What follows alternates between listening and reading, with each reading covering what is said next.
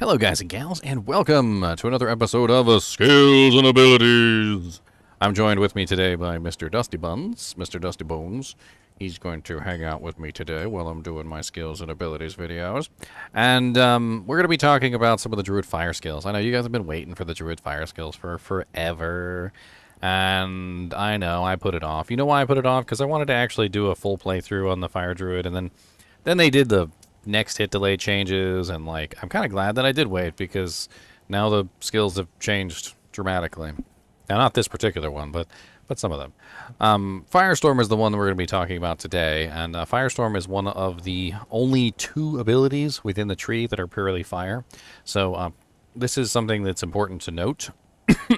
Sorry, is that Molten Boulder is physical and fire. Fissure is fire. Volcano is physical and fire, and Armageddon is physical and fire. So it's important to note that there's only two pure fire skills in the entire tree, and Fissure and Firestorm are those two. Firestorm is the one we're going to be talking about today, and Firestorm is not my favorite. There's some specific reasons why I don't particularly like Firestorm, and one of them is just, number one, it's really random in the way that it paths. So you always have one that seems to go straight. So only one will always go straight. And the other two just follow whatever design they want to. It also doesn't last very long. So it tends to be pretty low in the duration of the ability. It also has a casting delay of 0.6 seconds, which means that it's not going to be something that you can spam as quickly as you would like. In fact, none of the fire skills are spammable. All of the fire skills have some sort of delay on them. 0.6 seconds for Firestorm, 1 second for Molten Boulder, 1.6 seconds for Fissure, 6 seconds for Volcano, and Armageddon is a constant use ability, not something that you spam anyway. So in general, when it comes to spamming abilities, there's really not a whole lot of ability spam when it comes to each individual Fire Druid skill. In fact, you usually end up using all of them, which is how you avoid, the downtime between all of the individual effects that go on. Because, if you're utilizing your Volcano, and you're utilizing your Molten Boulder, and you're using your Fissure, you kind of have downtime on all the abilities at some point or another as the abilities all go red. And so it's pretty much just a matter of spamming everything. But when it comes to this specific ability, and that is Fissure, Firestorm. Firestorm actually doesn't put its damage properly on the screen. So it says 6,074 to 6,714 damage per second. But what it really means is 6,074 to 6,714 damage for all three of the snakes. So each snake is 1/3 of the fire damage, not each snake being the full fire damage, which makes it actually a lot worse than what's stated here. Because if you take 6,000 and divide it by 3, you end up with a lot less damage than 6,000 for each doojank. Now, there is some usefulness to the ability in that it actually synergizes well with Armageddon. So with Armageddon, as you can see, it really only hits around you in a circle. It's a very close range ability, very similar to the way that Hurricane works. You kind of have to be within range for it to actually hit the targets, otherwise it's not really going to do anything. Anybody standing, outside of this radius is essentially taking no damage whatsoever, and so you're kind of screwed. And the same thing goes for Firestorm.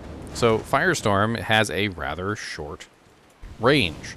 It doesn't go very far. As you can see, I'm standing at the entrance to the Bloodmoor, and I fire it off, and it will not even pass, really, the torches here. It kind of dies right at the torches. And depending on the pathing of the ability, which is also terrible, the pathing sometimes kind of makes weird, like twizzly, swizzly things, like doesn't really quite go in a straight line. So if it goes in a straight line, it goes further, but if it goes ziggy-zag, it actually takes less, distance, and it actually goes even less distance. But you will note that one in the center will always hit the target. So at the very least, with Firestorm, you are looking at 1/3 of the rated damage will always hit whatever target you are aiming it at, as long as you are close enough to actually hit the target. But getting maximum damage of the ability from the ability requires that you're close, so that you can actually make sure that all of the tines of the Firestorm ability are hitting the monster at the same time. And I'd like to pull up Amazon Basin real quick, because Amazon Basin has some more information on this, which is actually pertinent to the damage output of the ability. So if we go to Amazon Basin, you will see that Amazon Basin talks about the size of the monster having to do with how much damage the ability can output.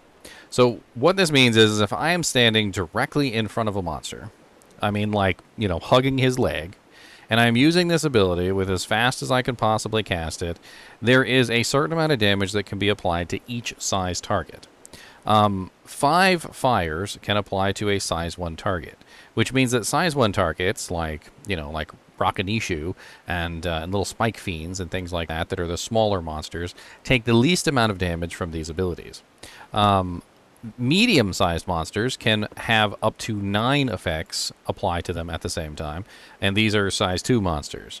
The largest size monsters, which is your size 3 targets like Diablo and Pit Lords and Urdars and things like that, can have up to 14 fire effects hit them at the same time, which means that size 3 monsters tend to take the larger amount of damage from Firestorm than anything else. Now, faster cast can help you a little bit here so that you can spam it, but keep in mind that there is always going to be a cast delay added to the ability. So how does the cast delay work exactly?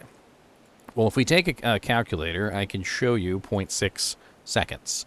So we take 25, which is the number of frames per second, and we subtract 40%, which is going to give us a remainder of 15, which means that there is always going to be a 15 frame addition to whatever your cast rate is.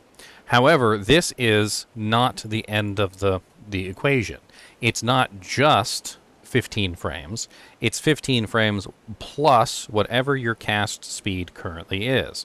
So if you pull up the faster cast breakpoints for the Druid and you have, say, like a 7 frame casting speed, then you have to take your 15 and you have to add 7 to it, which means that you have a 22 frame cast.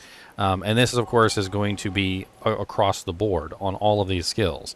So each delay is going to be a static addition to the cast speed, in addition to your normal cast speed. Now, increasing your faster cast rate by adding things like Heart of the Oak will give you a pretty nice bonus. So as you can see here, my cast speed has definitely increased from Mang Songs, which only has 30%, and I'm not getting the 34% from the Spirit anymore. So now you can notice a small difference, but it's not going to be an amazing difference. And in this way, the Fire Druid tends to be very poor when it comes to any kinds of faster cast. You definitely want to have faster cast on a Fire Druid, but it's not your main focus. And you definitely don't want to go balls to the walls, so to speak, and stack out your faster cast to the point where you have an insane level. Just get a decent amount and don't worry about it too much. Because quite honestly, when it comes to the Fire Druid, your faster cast rate isn't going to have a massive effect on the casting speed of these abilities. And when it comes to Firestorm specifically, you might not even use it. So let me explain myself. Why would I say that you're not going to use Firestorm? Well, 2 of the main damage abilities for this tree are Fissure and Volcano. These abilities can be cast at range, can be cast directly underneath of the target, and you honestly don't even have to be there for them to dish out damage. So for instance, let's say I'm running along, and let's say this torch represents a monster. If I'm running along, I can potentially just cast like this, and I can just move about my day. This will dish out massive damage to that particular monster, because the Volcano will dish out a lot of damage, and the Fissure will dish out a lot of damage, and these 2 abilities synergize very well together, because they are abilities that you can cast directly on a target, and you can move about your day. You don't have to stand there and actually fight the monster. Firestorm, on the other hand, is an ability that requires you to literally be within melee range, and to spam it like this. Now, when you are in melee range with this ability, you'll notice that all 3 of the tines are definitely hitting the torch, because all three are going to come out at basically the same point, and so you're going to get a pretty massive damage bump on this particular target. But if I was, say, over here, and I cast Fissure and Volcano on the target, you'll notice that Firestorm doesn't even reach the target. It's something that is kind of terrible when it comes to using Volcano and Fissure. And Fissure is by far the best damage ability that you have. It's pretty much the Blizzard of the Fire Tree. So it really kind of sucks that Fissure doesn't work with this. Now, what ability does? Well, you could use Molten Boulder instead. So in this particular situation, if I was doing this, I could throw Molten Boulders out, and the Molten Boulders will still hit the target. As you can see, Molten Boulder has a longer range. It also fires straighter and is more likely to actually hit the target. It also has a fire effect, which appears on the ground, which has a nice little radial. So it tends to work better with Volcano and Fissure, but not the most amazing. The two skills that synergize best with Firestorm is Armageddon. So Armageddon requires you to be in melee range. So in the same situation here, where I'm using my Volcano and my Fissure on the monster, notice Armageddon's not doing anything either. So if I want Armageddon to dish out damage, I've got to be close. And if I want Firestorm to dish out damage, I've got to be close. So Firestorm and Armageddon tend to go very well together. They work really good as melee abilities, which is kind of silly for a caster, especially for me to say it that specific way. But Firestorm really is kind of a melee ability. And so is Armageddon. They're both abilities that are meant for you to use within melee range of monsters, because to get any real good effect out of them, you have to be close. The closer you are, the better with both abilities. So whereas Armageddon will, occasionally hit a target at its maximum distance, it's definitely going to hit a target more often in close range.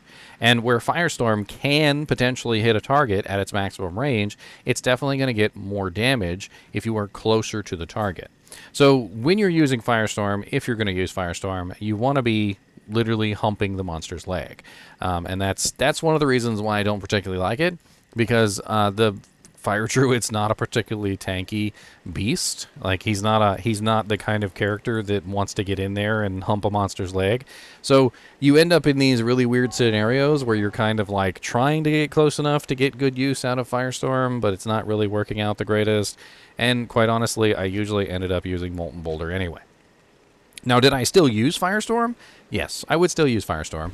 I would cast it in between all the other abilities. So if I was utilizing my Volcano, my Fissure, and my Molten Boulder, what I would do is I would just wait until they were all on cooldown, and Firestorm would come out basically afterward, as a kind of like an afterthought. It is something, unfortunately, that you have to synergize, though. So let's talk about that for a minute. So the Fire Tree has this really weird thing going on where everything synergizes with everything. And it's kind of an issue. So if you want to build Firestorm, well, you have to build Molten Boulder and Fissure, right? Well, if you want to build Molten Boulder, you got to build Volcano and Firestorm.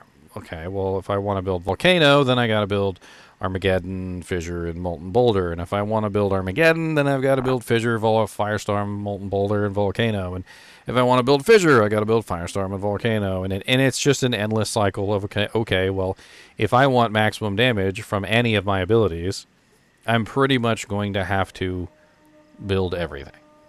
Especially considering that everything has such a long cooldown.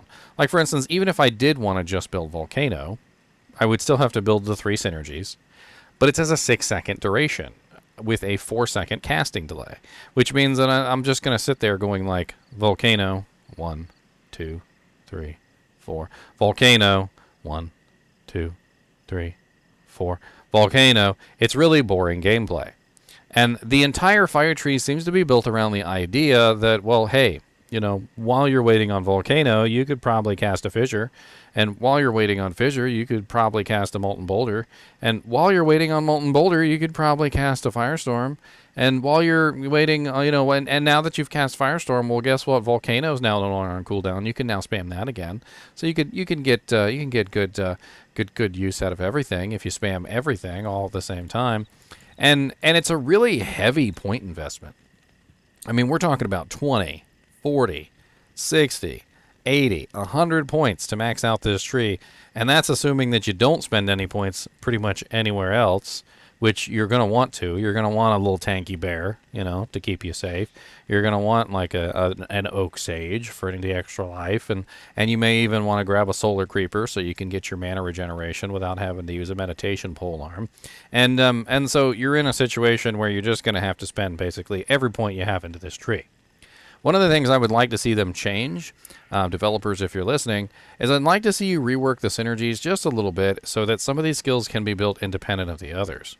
It's not necessarily like the most important thing, but like say I wanted to build Fissure, maybe make it so that I could actually just build Fissure and not have to build everything alongside of Fissure. You know, like maybe if I wanted to do Fissure Volcano, that would be a really good combination. Because as we were talking about earlier, Fissure and Volcano synergize well together.